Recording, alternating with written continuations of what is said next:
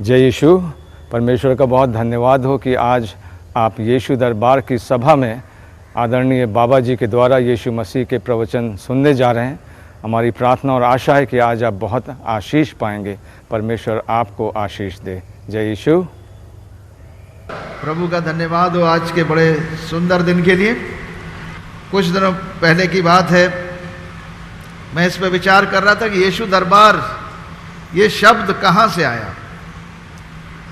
ये शब्द हमारी ओर से नहीं आया। इसका ओरिजिन क्या है, इसकी शुरुआत क्या है। बहुत दिन पहले की बात है, कम से कम 20 साल पुरानी बात होगी। उस पुराने चर्च में प्रार्थना सभा चला करती थी।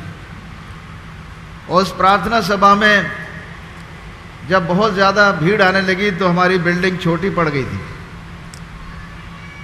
तो हमने कहा बाहर मैदान में टेंट लगाओ। जब टेंट लगाया गया बाहर और वहाँ बाहर स्टेज बनाई गई तो रॉबिन ने पूछा हमसे, रॉबिन प्रसाद ने, कि क्या लिखें बैनर के ऊपर। बैनर के ऊपर क्या लिखें, आखिर ये टेंट तो लग गया और स्टेज भी बन गई, उस बैनर पे क्या लिखें स्टेज के ऊपर। हमने कहा यीशु दरबार लिख दो। और वो एकदम आया है, बिना सोचे समझे आया है। तो ये मेरी ओर से नहीं आया, परमेश्वर की आत्मा की ओर से आया कि इस प्रार्थना सभा का और इस मूवमेंट का नाम यीशु दरबार होगा। ये यीशु दरबार है जिसे परमेश्वर शुरू करे, क्या उसे मनुष्य खत्म कर सकता है? हैं? क्या मुझे अधिकार है यीशु दरबार बंद करने का? है अधिकार बंद करने का? तो मैं अभी कर देता हूं। मुझे अधिकार नहीं है इसको बंद करने का। तो मैंने शुरू करने का मुझे अधिकार नहीं था, इसको बंद करने का भी मेरा अधिकार नहीं है। परमेश्वर का दरबार है, उसी ने शुरू किया है और वही अंत करेगा। और जब वो अंत करेगा तो राजा स्वयं दरबार की कुर्सी पे आके बैठेगा, जिसका नाम यीशु है। हालेलुया, जय यीशु। मेरे पास कुछ खबरें भेजी गईं। कुछ लोगों ने कहा कि साहब बाबा जी आपका विरोध बंद कर दिया जाएगा, आप केवल यूनिवर्सिटी चलाइए, यीशु दरबार बंद कर दीजिए तो आपका विरोध खत्म हो जाएगा। हमने कहा न मैंने शुरू किया है न मैं खत्म करूंगा। मैं यीशु दरबार का सेवक हूं और सेवकाई करूंगा, मालिक नहीं। उस मालिक से पूछो, अगर उसकी इच्छा होगी तो वो बंद कर देगा। उससे पूछो ना, जिसने शुरू किया है। और वो मालिक, हम रहें या न रहें इस दुनिया में, यीशु दरबार रहेगा। कोई न कोई अभिषिक्त सेवक खड़ा करेगा इस स्थान पर, वो जो परमेश्वर की सेवा करेगा, लोगों का ख्याल करेगा। दुनिया में मनुष्य आएगा और जाएगा। दरबार में आज आप लोग दिख रहे हो, 50 साल बाद कोई नई जनरेशन दिखेंगे। 50 साल के बाद सब चेहरे बदल जाएंगे। यहाँ 50 साल के बाद हो सकता है जो 4-5 साल 10 साल के बच्चे हैं वो इस बात को जरूर याद रखेंगे कि 50 साल के बाद 25 साल के बच्चे याद रखेंगे जब वो 75 साल के होंगे। हो सकता है 40 साल वाले होंगे, 90 साल के होंगे, वो याद रखेंगे बाबा ने कहा था कि 50 साल बाद क्या होगा। 50 साल बाद इस दरबार में परमेश्वर की महिमा ही महिमा दिखाई देगी और पूरा भारत यीशु का दरबार होगा। पूरा भारत यीशु का दरबार होगा। हालेलुया, पूरा भारत यीशु का दरबार होगा। ये मैं ऐलान करता हूं, क्योंकि परमेश्वर का आत्मा एक एक मनुष्य का उद्धार करना चाहता है। वो किसी को नाश नहीं करना चाहता और इसीलिए वो आपसे बात करना चाहता है आज। प्रभु यीशु मसीह का अर्थ क्या है? यीशु मसीह जीसस क्राइस्ट, इसका अर्थ है अनॉइंटेड सेवियर, अभिषिक्त उद्धारकर्ता। यीशु मसीह का अर्थ है अभिषिक्त, बोलिए, अभिषिक्त उद्धारकर्ता। तो जो अभिषिक्त उद्धारकर्ता है वो स्वयं परमेश्वर है, जो हमें मुक्ति देने के लिए आया है। मुक्ति कैसे देने को आया है? हमें सबसे ज्यादा मुक्ति परेशानी है पाप की प्रवृत्ति से। जो पाप का नेचर है हमारा, ये पाप की प्रवृत्ति से मुक्ति देने के लिए यीशु मसीह आया है। और जब पाप की प्रवृत्ति से मुक्ति हो जाएगी तो मृत्यु से भी मुक्ति हो जाएगी। मौत भी आपका शिकार नहीं कर पाएगा, क्योंकि पाप का दंड मृत्यु है और मृत्यु का डंक पाप है। मृत्यु का डंक पाप है, वो डंक है। पाप ऐसा डंक मारता है जैसे बिच्छू की तरह और पीड़ा देता है। पाप है जो बिच्छू के डंक के समान है, जो मनुष्य को मृत्यु में ले जाता है। यदि पाप समाप्त हो जाए तो मृत्यु समाप्त हो जाएगी। हालेलुया। लेकिन पाप समाप्त करने के लिए परमेश्वर को एक बहुत बड़ा यज्ञ करना पड़ा, बहुत बड़ा यज्ञ करना पड़ा, बहुत बड़ी कुर्बानी करनी पड़ी है, जिस कुर्बानी में परमेश्वर ने अपना मेमना तैयार किया, स्वयं अपना मेमना तैयार किया। यानी परमेश्वर पवित्र आत्मा के द्वारा देह धारण किया, एक कुंवारी के गर्भ के द्वारा, एक कुंवारी के गर्भ में देह धारण करके मनुष्य का स्वरूप लेकर पैदा हुआ दुनिया में। यानी देह तो मनुष्य की थी और बाकी आत्मा प्राण सब कुछ ईश्वरीय है। लिखा है प्रभु यीशु मसीह परमेश्वर का स्वरूप और सदैव ईश्वर है, देह में ईश्वर है।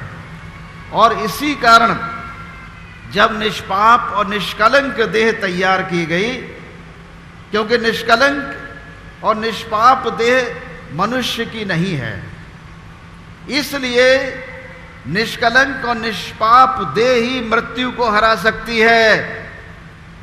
मौत को हराने के लिए निष्पाप और निष्कलंक देह की आवश्यकता है। परमेश्वर ने देह तैयार करी, निष्कलंक और निष्पाप। आदमी के द्वारा नहीं, केवल औरत के गर्भ का इस्तेमाल किया, एक कुंवारी के, और उसमें पवित्र आत्मा देह धारण हुआ। हालेलुया। देह धारण किया है, अवतार नहीं है। यीशु मसीह अवतार नहीं है। देह धारण में और उस अवतार में अंतर है। अवतार हो सकते हैं, हम लोग होते हैं, लेकिन देह धारण जो है परमेश्वर किया है, उसे जरूरत नहीं है किसी अवतार की।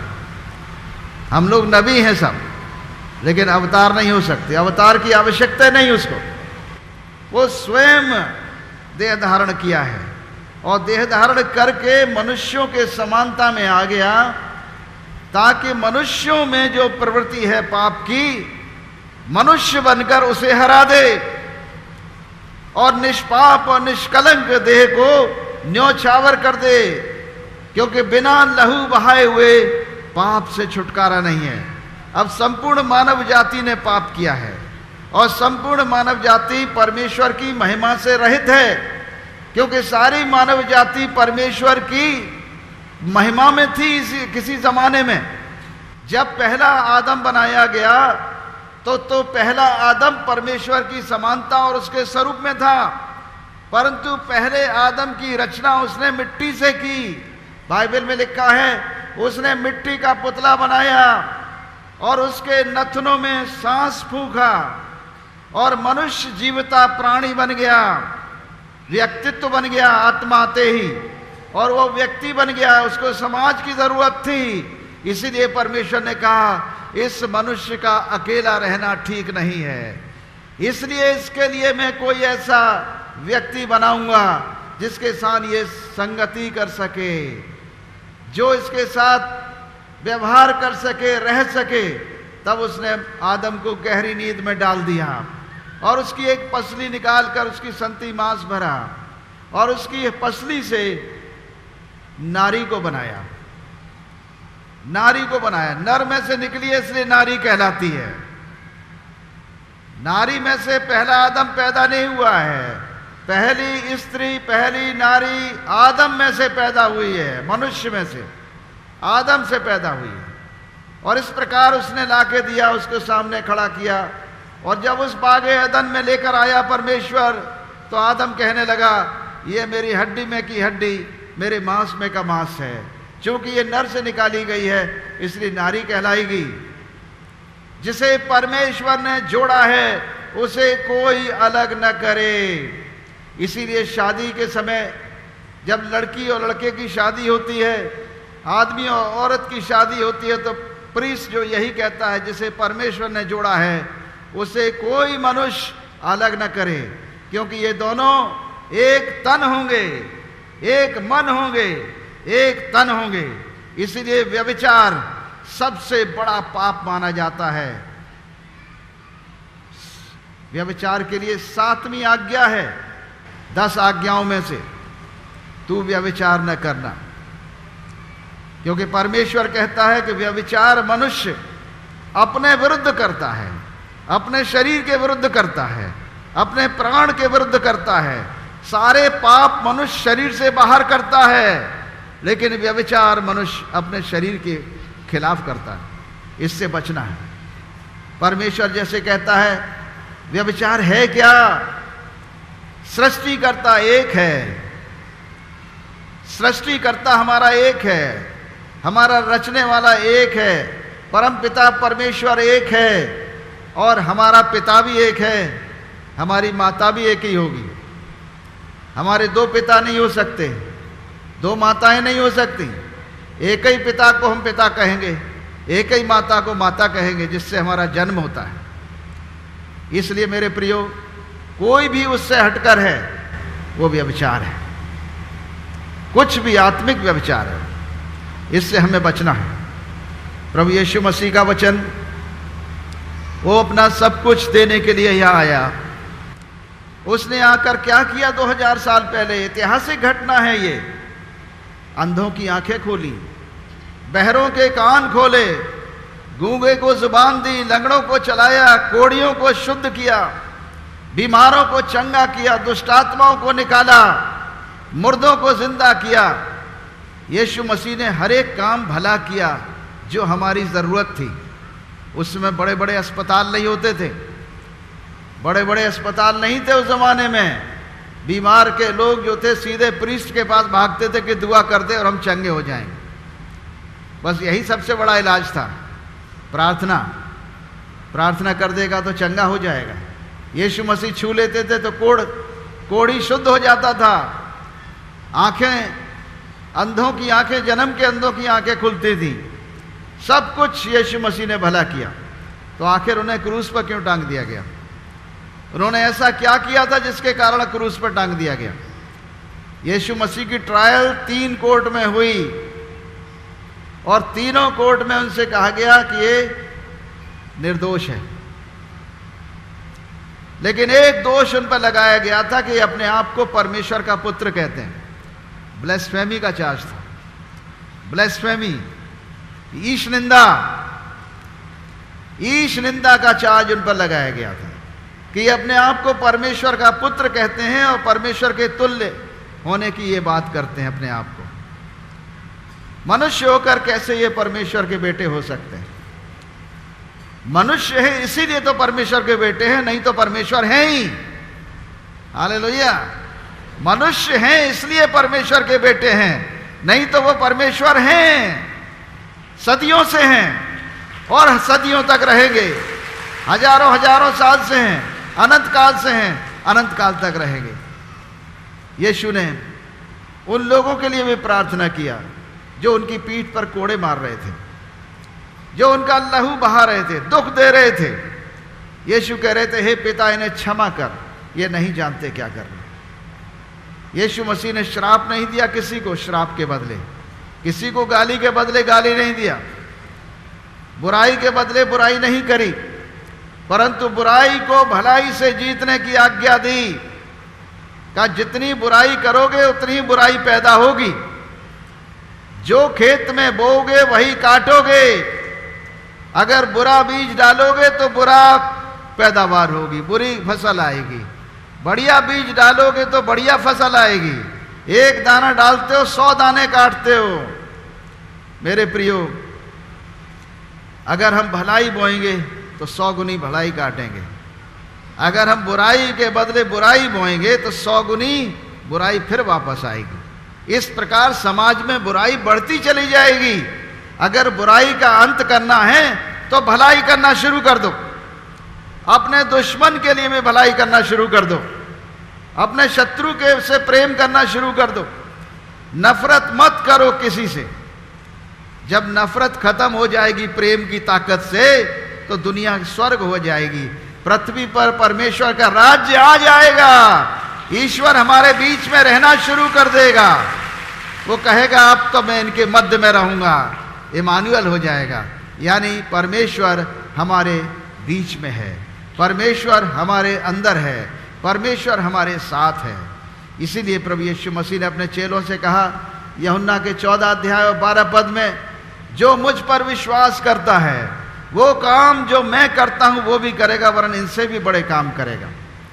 यदि आप प्रभु यीशु पर विश्वास करते हैं तो यीशु मसीह ने जो भले काम किए हैं, यीशु मसीह ने अंधों की आंखें खोली हैं, यीशु ने बहरों के कान खोले हैं, यीशु ने कोढ़ियों को शुद्ध किया, मुर्दों को जिंदा किया, बीमारों को चंगा किया, यीशु ने दुष्ट आत्माओं को निकाला, सब भले काम किए, तुम भी भले काम करोगे। और यीशु कह रहे हैं तुम मुझसे बड़े बड़े काम करोगे। हालेलुया।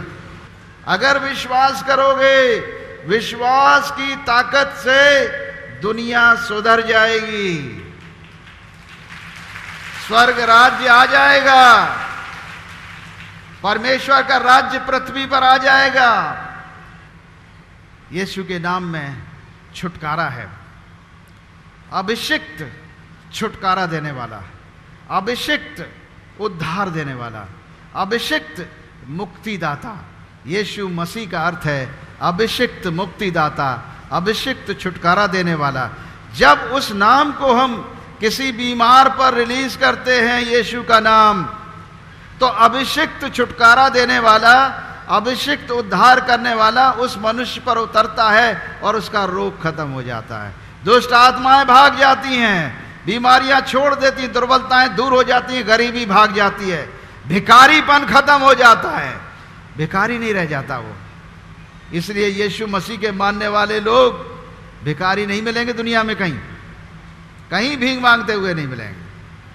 यीशु मसीह आपको इस काबिल बना देता है कि आप दूसरों की मदद करें, खुद भिखारी न रहें। आमीन। आज यदि आपके जीवन में दुर्बलताएं हैं, निराशाएं हैं, कमजोरियां हैं और आप सोचते हैं कि आप कुछ नहीं कर सकते हैं, यीशु मसीह आज आपको, उसका नाम आपको शक्ति देगा।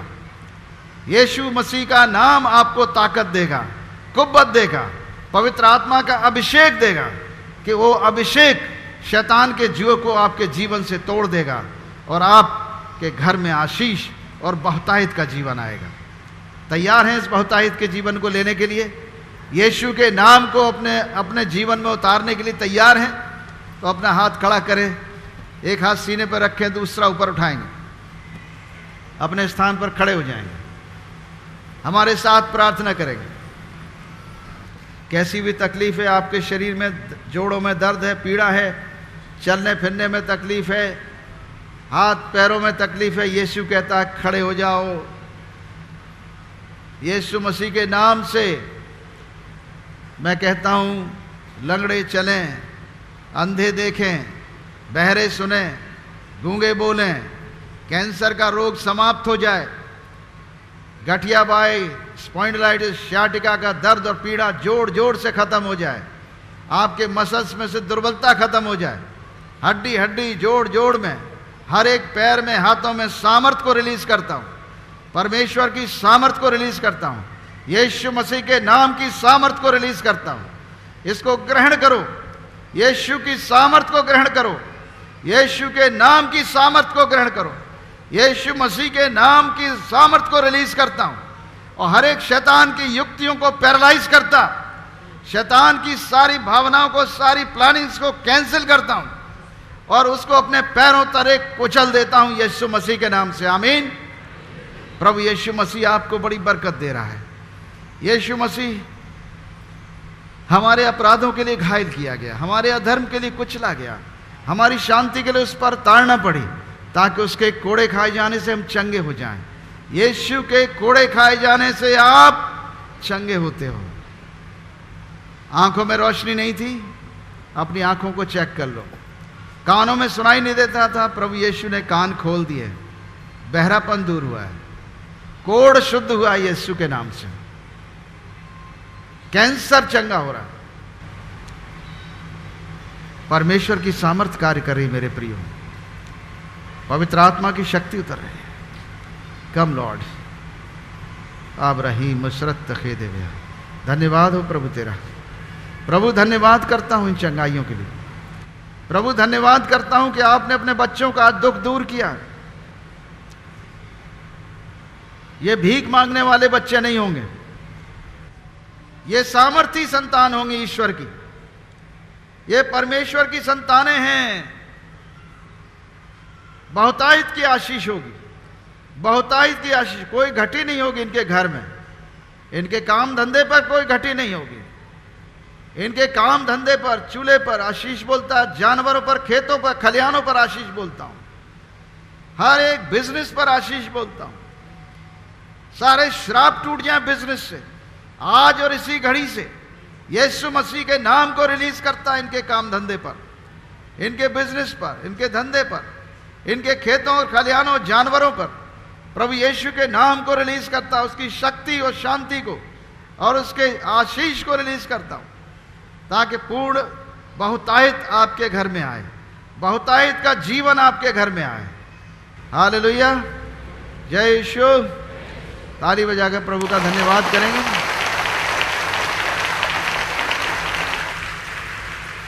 हाँ चाचा, का नाम है? राम यादव प्रसाद। कहाँ से आए हैं? देवरिया से। क्या परेशानी रही? परेशानी थी, हमारे जिस्म में सफ़ेद रोग हो गया था और बाबा जी का प्रवचन हम साल 1.5 साल से सुनते रहे और उस प्रवचन से मुझ पर इतना असर हुआ कि मेरा चर्म रोग 3 हिस्सा गायब हो गया। ये देख लीजिए मेरे हाथ में। हाँ माँ जी, का नाम है? हमारा नाम कमला है, समही से आए हैं। हमारे बहू के 3 बच्चा भाई, तीनों मर गए।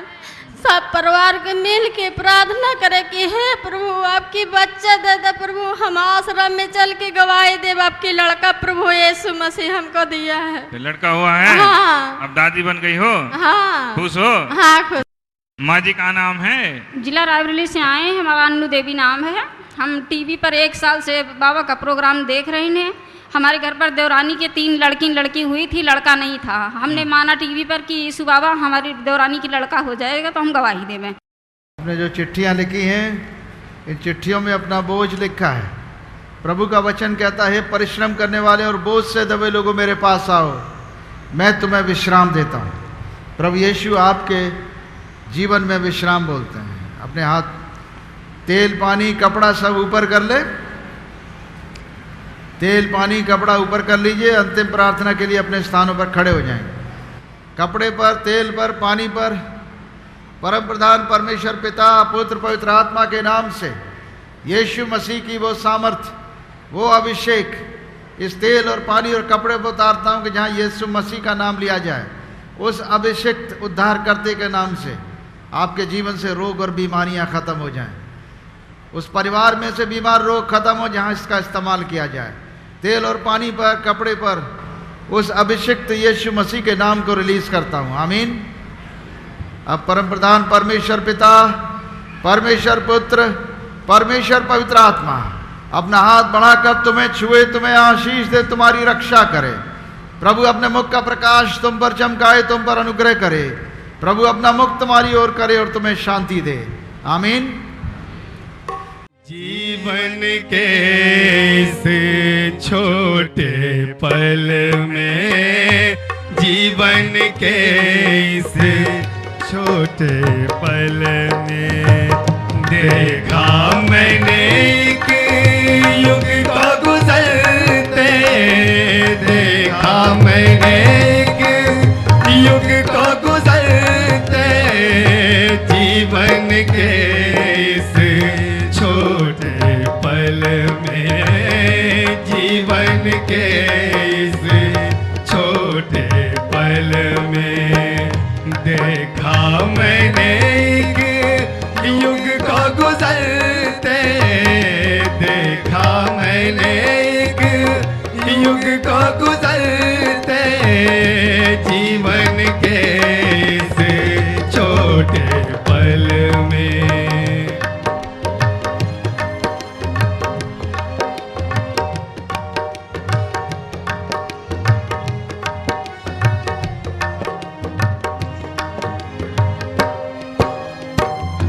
पल पल में देखा दिल को बदलते, पल पल में देखा दिल को बदलते, सपनों को भी देखा बनते बिगड़ते, सपनों को भी देखा बनते बिगड़ते, जीवन के इस छोटे पल में, जीवन के इस छोटे पल में जब दोस्त का मतलब पूरा न होता, जब दोस्त का मतलब पूरा न होता, देखा हमने उसको बदल दे, देखा हमने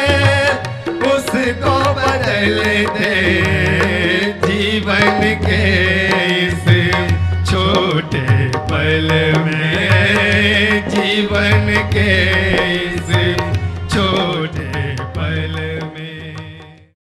जय यीशु। यीशु दरबार के आज के कार्यक्रम के द्वारा प्रभु ने आपको आशीष दी होगी, और टीवी स्क्रीन पर जो नंबर फ्लैश किए जा रहे हैं, आप इस नंबरों पर फ़ोन करके अपने लिए प्रार्थना करा सकते हैं, और प्रभु यीशु मसीह आपको आशीष और बरकत दे। जय यीशु।